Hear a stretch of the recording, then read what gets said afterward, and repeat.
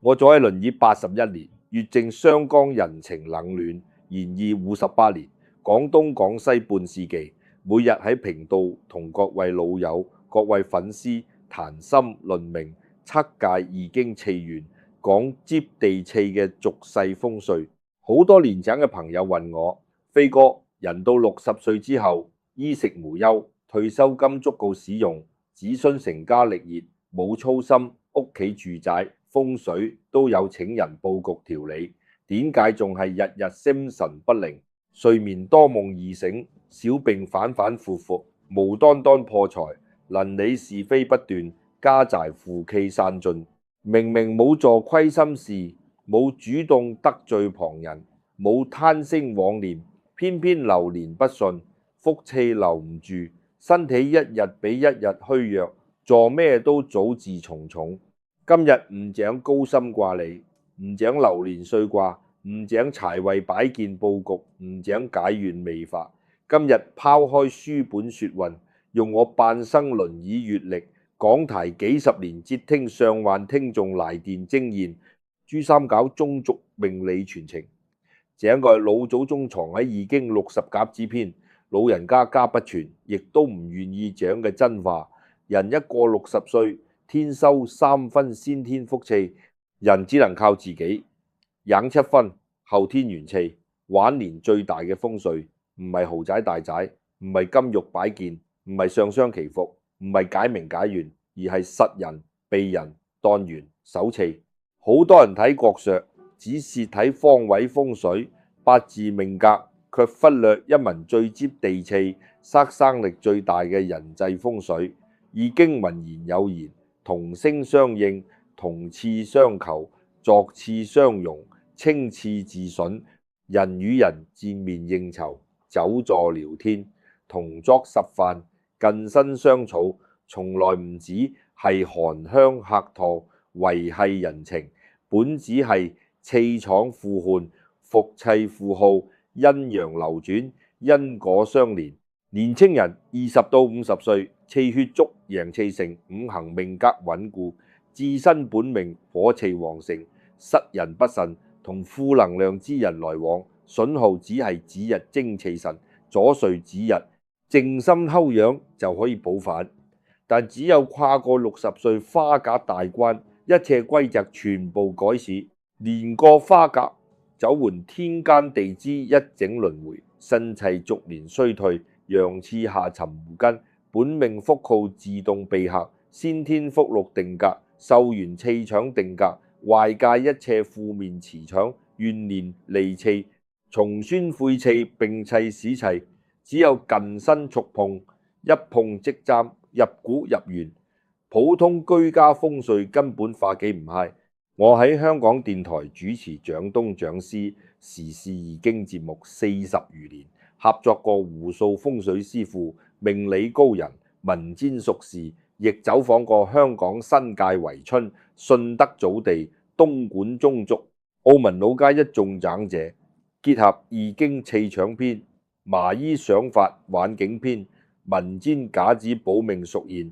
半聲認證一個從無利外不可逆嘅天道事實。60歲之後，命格正式遇環境退氣源，福薄氣虛，磁場自到易感。有事類人千萬唔好再見，主動淡年，避而遠之。見一面氣場互克，則壽3年。多來往周殘，晦氣所生，整年行衰運，求財無問，居家是非，身體抱恙，家人連帶受影響。衰運直接沉到年底立春先可以化解。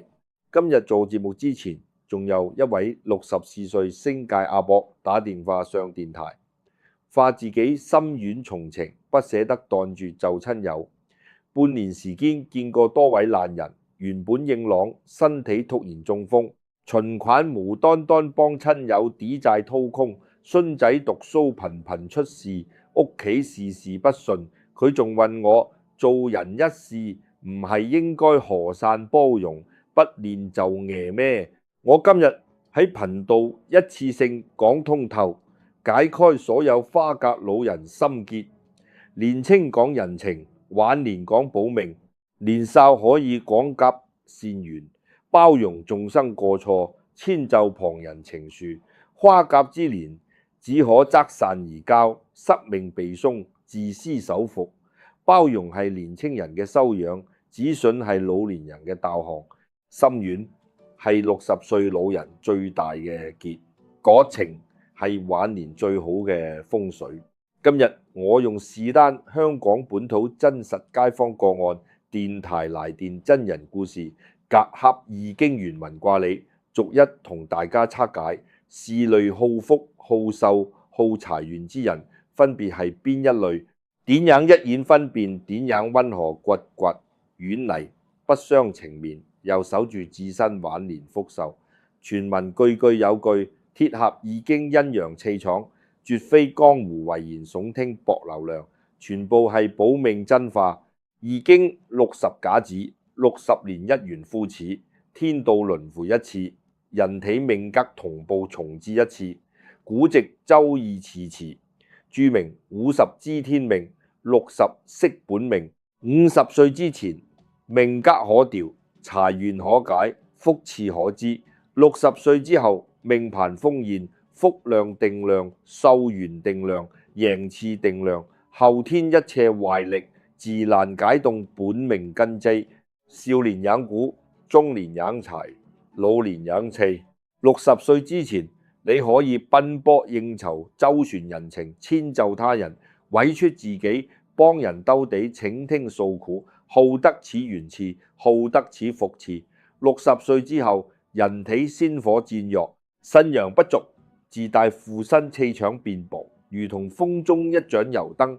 火苗本就微弱柔曳，唔經得起風吹，更加唔可以靠近寒濕陰冷之木。我將年38歲，不幸感染積歲病症，下身癱瘓，終生坐輪椅，贏次一夜大損，比普通人更早讀懂氣場損耗之苦。40幾歲嘅時候，我心軟口渴，就日親友，事整失意，善人床年訴苦之人，怨事低微之人，上文云我飲茶傾訴，我一概開文接待，內心開導解惑。短短半年時間，我自身舊疾反覆加重，夜夜心口發悶失眠，專欄寫作靈感全無，節目口碑無端端出現差評，諸事早至破財。後來秘聞重讀易經坤卦對卦，先徹底醒悟：弱者失會，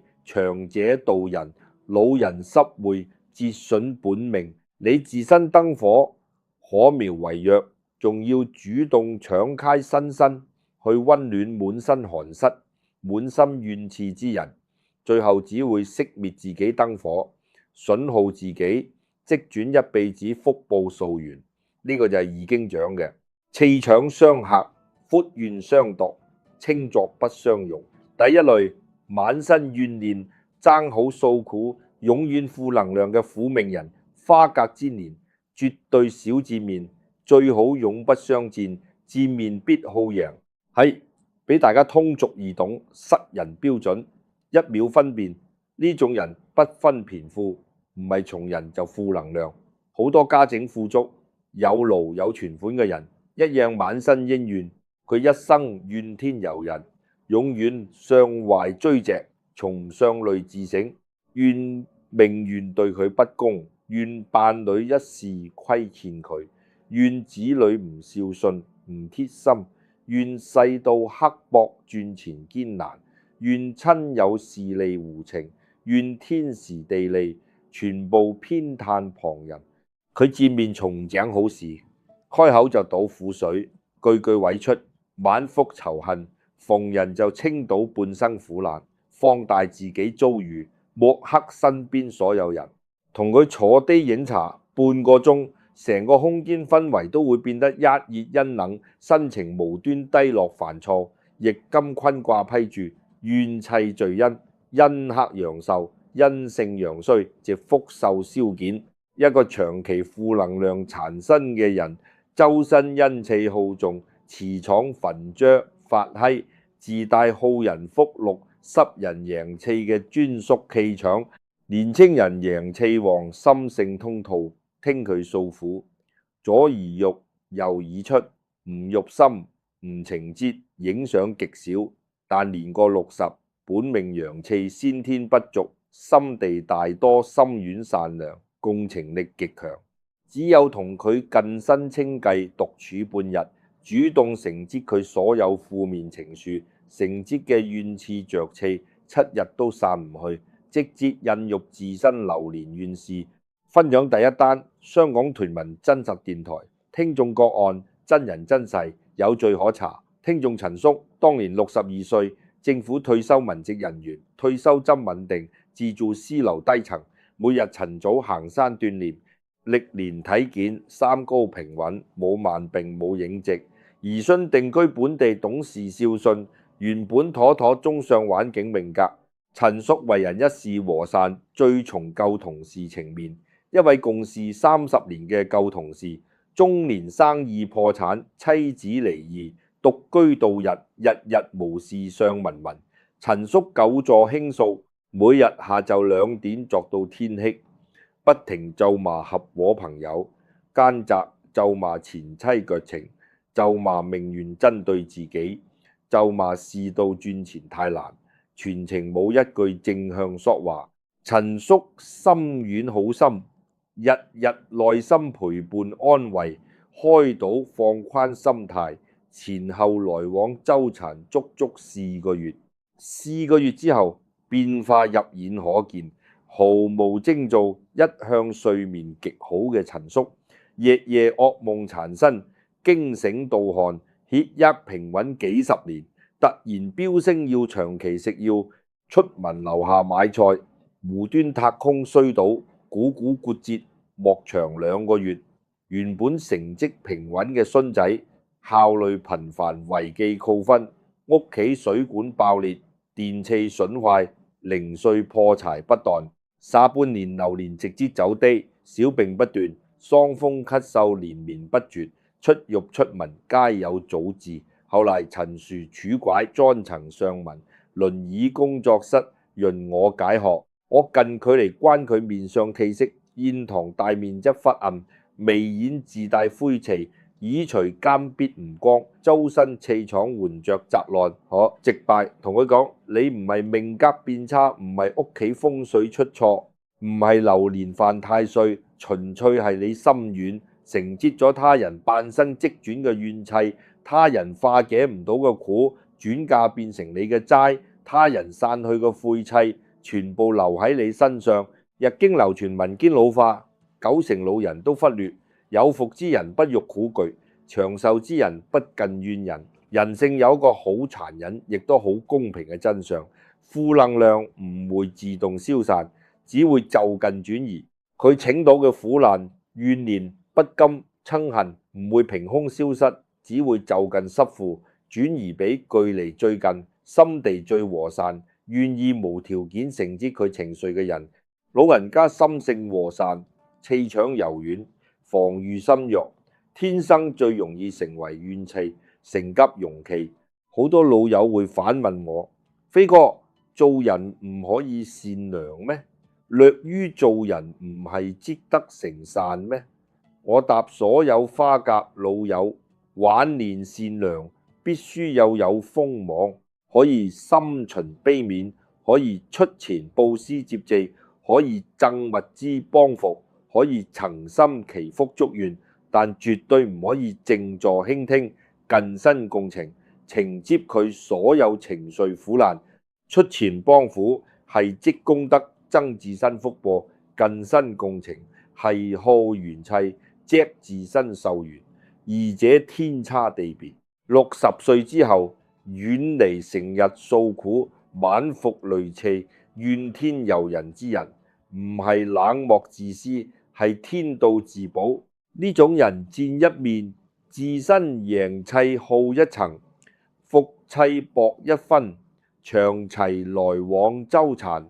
必定折壽傷身，整年行衰運。屈企渣寨永無寧日。第二類，心屬計道見唔得你好，背後嚼石根嘅舊親友，舊時情面。到此為止，老屎唔好往嚟，盜竊破家園。呢一類人，全往眾州老人最多，亦都最容易心軟，抹不開情面，走成老人衰運，都係栽喺呢一類熟人手上。佢大多係同鄉鄰里，即係遠親，幾十年老街坊，舊日同學工友，年少結伴老友，相識大半輩子，看似情分深厚，知根知底，實際內心陰暗。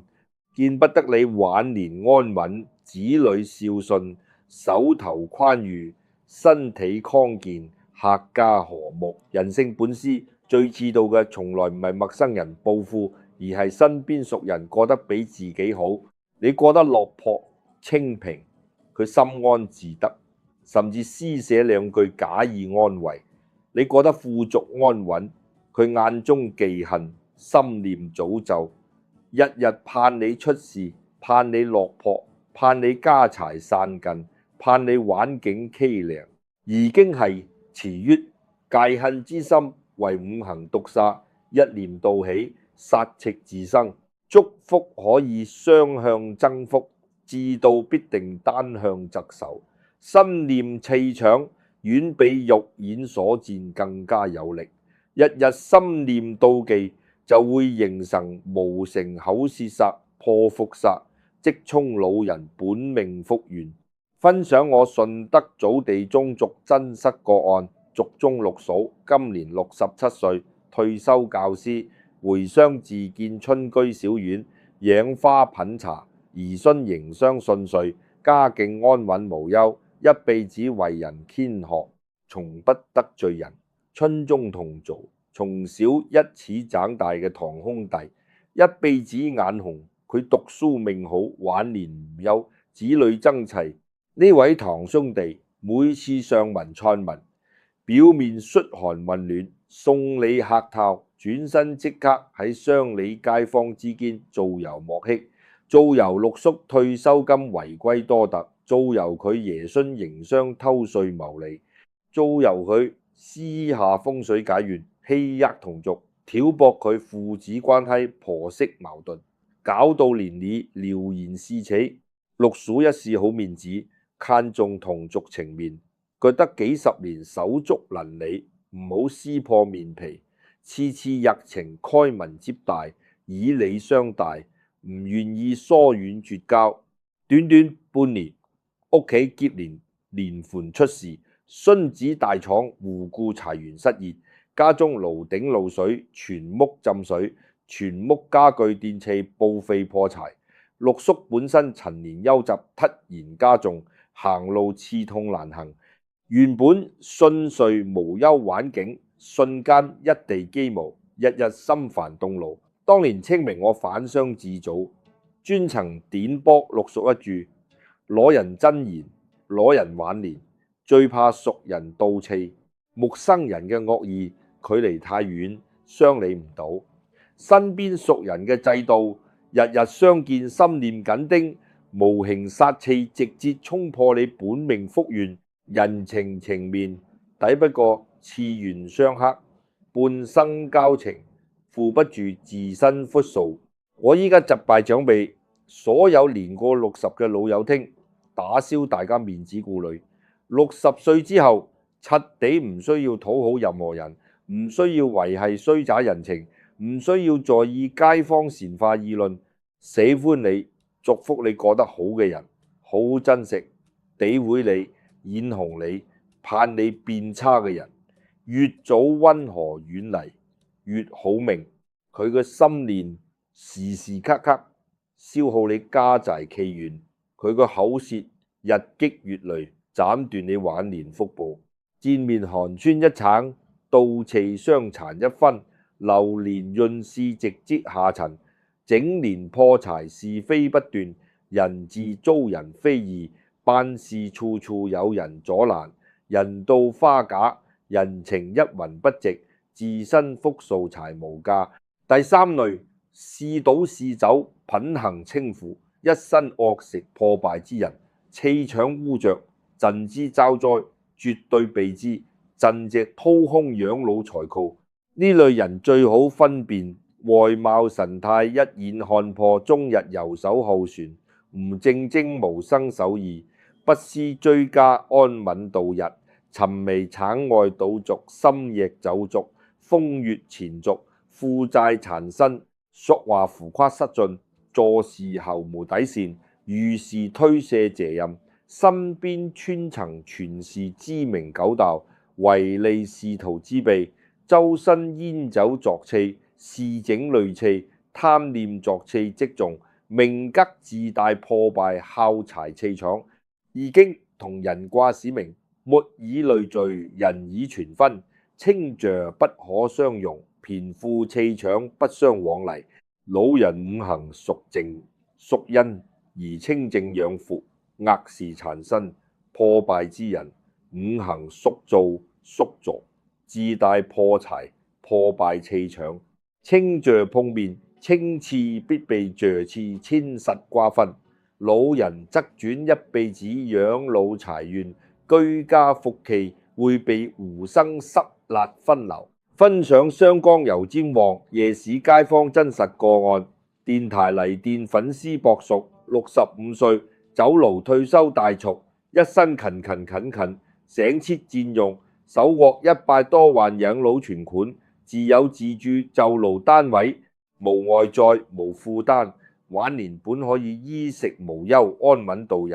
晚年日日居家無聊，街邊飲茶，夾實一班夜市酒遊船人朋友，日日相於深夜飲酒船聊，偶遇夾伴街邊持牌小賭，也不自我安慰，覺得自己自控力極強，小援無傷大也，交友只忌排界，獨居無聊，打發退休空餘時間，唔會影響家底運勢。越局交友來往8個月，結局慘烈唔嘅，被一眾酒友朋友連環遊說，越局大鱷持牌賭博，短短3月掏空畢生養老積蓄，仲傾性擔保幫朋友借貸，欠拆幾十萬外債，酒肉朋友翻臉無情，祖堂上文催債炒樓。家中老伴日日憂思越極，即結肉軟調養，屋企日夜爭吵不斷，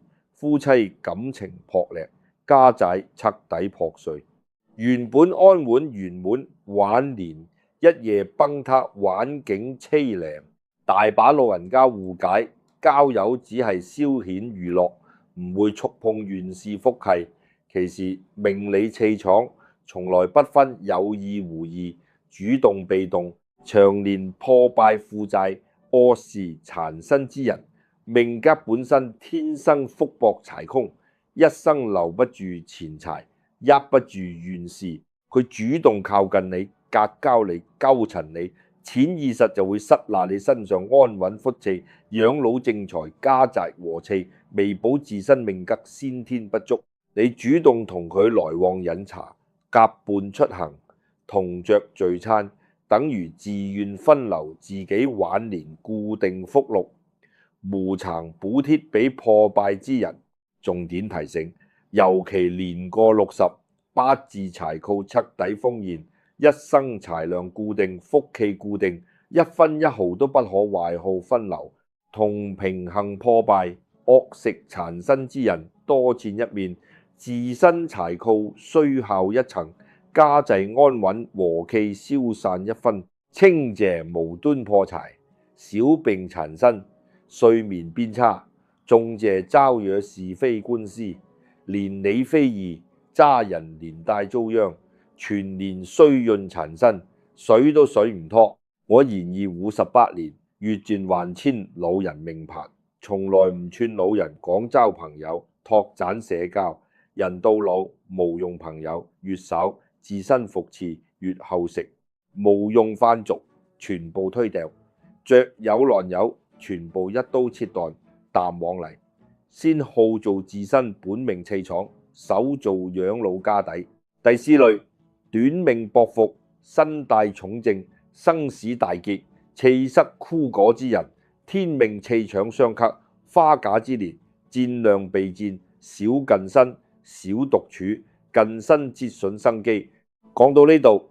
每次節目講到呢一類，後台必定大把粉絲留言，挖我領血，不近人情，違背善心。飛哥，生病受難之人最孤單無助，更加需要親友關懷陪伴，點嘅又刻意疏遠離。我今日放慢語速，用易經陰陽天道、人體升機原理，完整講通途，聽喚所有老友自然釋懷。呢個唔係人情冷漠，唔係自私涼薄，係天地氣場守恒歸類。天道面前，人人平等，無人可以破離。善心唔可以逆天而行，首先精準界定邊界，杜絕大家誤解。一時感冒發燒，尋常三高慢病，可控老年病痛，屬號恢復齊之人，身性平和，氣場堅正，正常往來演查，探望無礙。我所講必須遠離嘅係長年重疾纏身，久治不愈，醫院判定高危重症，命格大生死大劫，面色灰黃枯槁，眼神渙散無光，膚色氣灰無力，天命先天薄服之人。易經陰陽總論寫明，陽震就陰星，伏震就災字。從政薄福之人，周身先天陽氣徹底枯竭，使氣並氣陰煞之氣環繞周身不散，屬於極重陰性磁場。60歲之後，老人自身陽氣逐年衰減，附身陽氣本就稀缺，兩陰相遇，陰陽直接對沖失衡，並氣交叉侵染，生機互相窒損。講一句大白話，通俗易懂，人嘅福氣、陽氣、日生生命力係液態流動互通嘅。健康有福、氣色紅潤嘅花甲老人，近身陪護、久坐見面、頻繁探訪、重症薄福之人，身體會不自覺外放自身陽氣生機，被動平衡對方身上厚重陰性病氣。年青人體質強健，陽氣再生速度快，探望病患損耗極巧，休養2日即可復原。年過花甲，人體陽氣停止再生，生機循量固定，送出1分陽氣，自身入身就永久少1分，無法補己修復。民間流傳千年老話，老人少探重病，少顧白事，少近災人，少入醫院，全部係老祖宗幾千年總結落嚟嘅保命智慧，絕非迷信。我仗年輪椅養病數年，深有切身體悟。當年我宿號重傷臥床，遭身病因之次直重，就日6位年過60嘅老友，先散日上門探望陪伴，送飯談身。短半年，6位年長老友之中，3位相繼免疫力崩塌，住院做手術；2位長年失眠體昏，氣色急速變差；1位突發心好舊疾。得知此事之後，我即刻鼻紋舌確，拉起年長親友聯繫方式，薛腳所有花甲老友上門探望，只允許後生晚輩遠距離問候。我身為易說研究者，深知自身病氣會損害旁人福壽，做人要有自知之明，亦要有自保惜命之心。最後劃清行善邊界，遇到重疾受難之人，可以為信轉賬幫扶，可以活之接濟，可以誠心默念祈福，積功德轉善緣，福報全部歸於自身。但絕對唔好久坐見面、近身談心、頻繁居家探訪、貼身照顧陪伴。婉兒祝福係上品行善，近身相伴係十品好己。呢一類人疏遠非無情，係信天道自保。見面一次，右身生機損耗，本命壽元折損，流年抵抗力大跌，全年病痛纏身，運勢低迷破財。呢個係易經不可離嘅氣場規律，善身改變唔到天道。呢個問題，我融通儒釋道，以私家說問，一次性掌透，徹底解開所有裸人道德心結。真正高遮各說慈悲，唔係近身接那一切黑暗，而係自身發光之後，遠遠照亮黑暗。你自身燈火迷若搖曳，就唔好主動靠近狂風暴雨，否則燈火熄滅，自己墜入黑暗，再無力行善度人。孔子講明則保身，德行先護己。老子講清正自保，道法順天性。易經講趨吉避凶，天道識本明。從古至今，聖賢從來唔教老人，一味波容，愚散付出。聖賢統一教化世人，先自保再利他，保護好自己精氣神，福壽氣元，肉身安康，唔受外界污着侵蝕，先安好自身，闔家平安，有餘力有福氣，再行善做人，接濟旁人。唔自保嘅善良，全部係愚散；不懂避凶嘅慈悲，全部係喪身。愚散最喪己，心軟最好福。最後同所有年過60歲嘅老友講一段拖心魔白話，收尾今日全篇分享，貼合我半生輪椅心境。我坐輪椅半生，觀陣湘江還遷老人，環境夾告。總結一條不變規律，活得長壽安穩，唔病唔痛，闔家順遂嘅老人家，唔係家底最好、命格最好、人緣最廣嘅人，而係最實得實人、最實得避人、最實得取捨善人、守住本心氣場嘅人。60歲之後，人生下半場，拼嘅唔係人脈廣度，拼嘅實人隔離度，拼嘅唔係大人和善，拼嘅自我取捨。唔用飯局，全部推掉；善習善人，全部遠離；舊情爛事，全部放下；眼紅親友，全部疏遠；消耗自己之人，全部慳淡斷開。守住嘴，唔議論旁人是非，不承接世間苦難；守住心，唔共情他人負能量，不透支自身福氣；守住身，唔近身煙晦之人，不敗敗損耗壽元。少見好福之人，多養自身元氣，斷掉無用交情，留住晚年福氣。唔好覺得冷漠國情。餘生最貴係平安健康，環境難得係無災無悔。遠離勢利好怨之人，福氣自然上聞。年利退去雖遠，闔家安穩，福壽綿長，歲歲平安。